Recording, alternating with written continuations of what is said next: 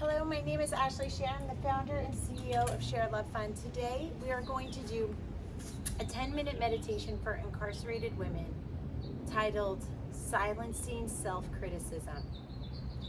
Very few of us would talk to others the way that we talk to ourselves. We've generally sometimes so harsh and mean to ourselves, more than we would be to another person.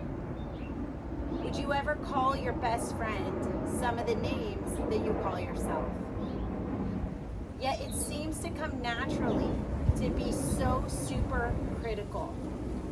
Mindfulness helps you see that not only are those thoughts not true, they only have as much power as you give them. This practice lets you see your automatic thoughts without needing to believe them. And then it allows you to choose a different response. Let's take a moment and notice these thoughts right now, these self-critical thoughts. Take a moment to notice what is going on right now. Use your senses to bring yourself in the present moment. You can do this as a seated meditation, sit in crisscross applesauce, or you can do this as a walking meditation. Just walking, pairing your breath with your footsteps. Maybe walking in place, if movement feels good to you.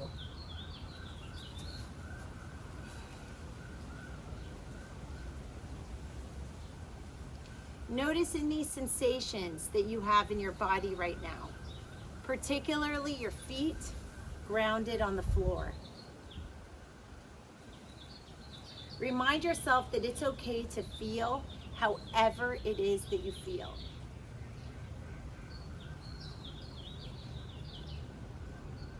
Then keep coming back to the feeling of your breath and your feet.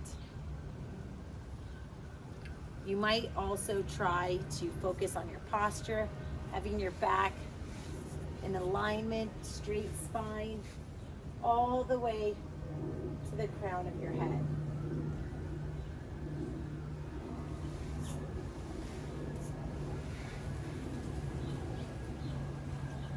Instead of focusing on the current thought, keep returning to how this moment feels in your body. How does this moment right now feel in your body? When you're ready, consider if there are any other ways of seeing this situation.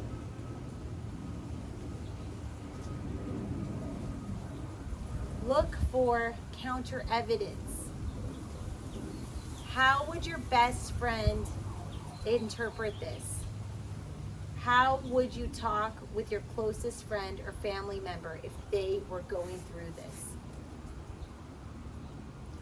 Next, try to find a more balanced thought. Your automatic reaction might be, I'm a loser, or I always fail.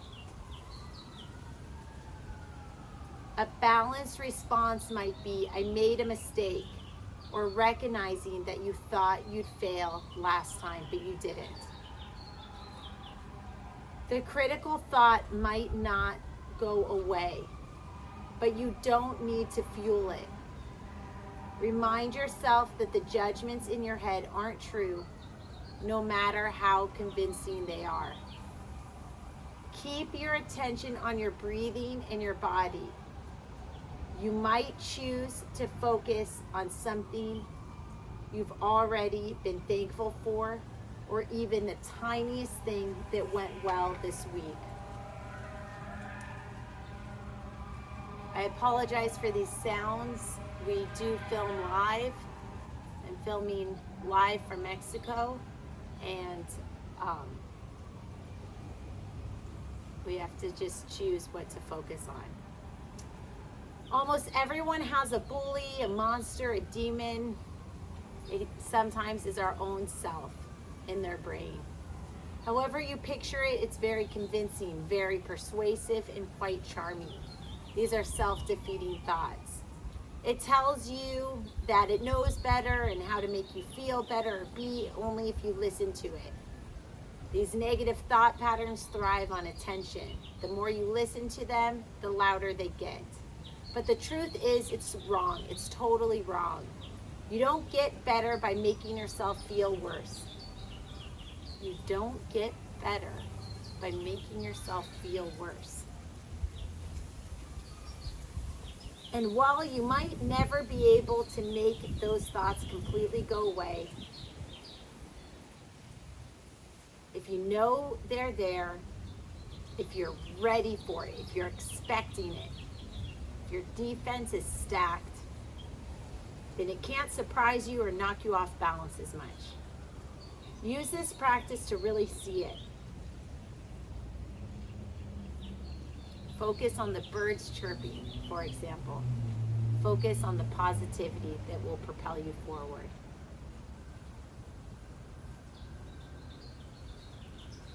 Even give it a name or decide what it looks like.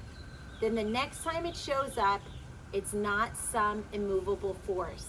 Instead, it's more like that smelly uncle at Thanksgiving. It's inevitably unpleasant, but you don't need to let it get to you. With that, let's take a few breaths together.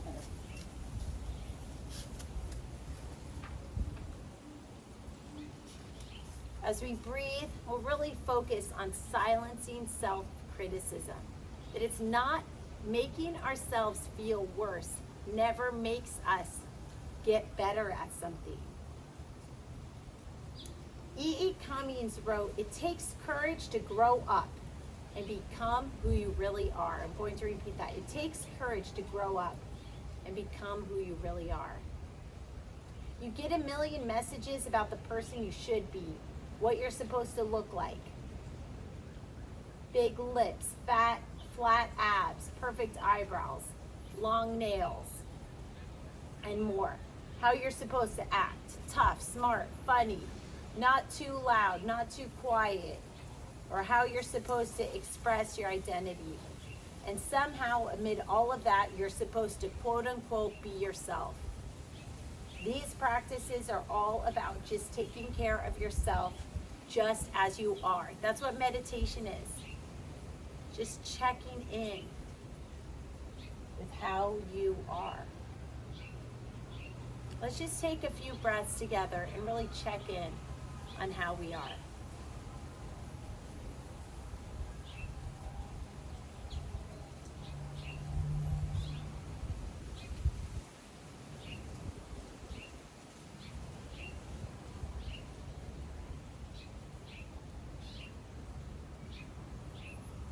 Then you can be the best that you can be. In your best frame of mind, you can decide who you want to be.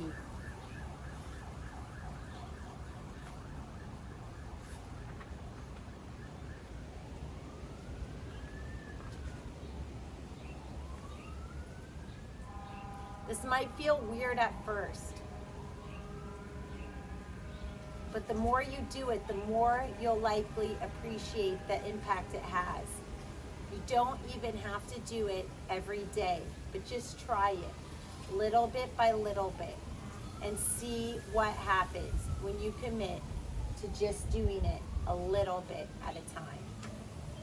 Let's take a few breaths with that in mind.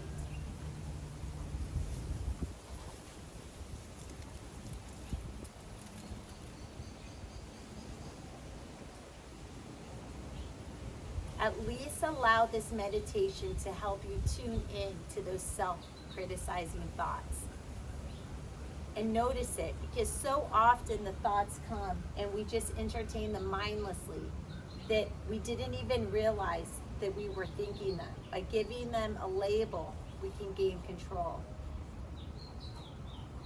We won't just mindlessly be repeating them because we were distracted. You'll be in charge of it. Mindfulness helps us become more present because we are attentive to what's happening as it is happening.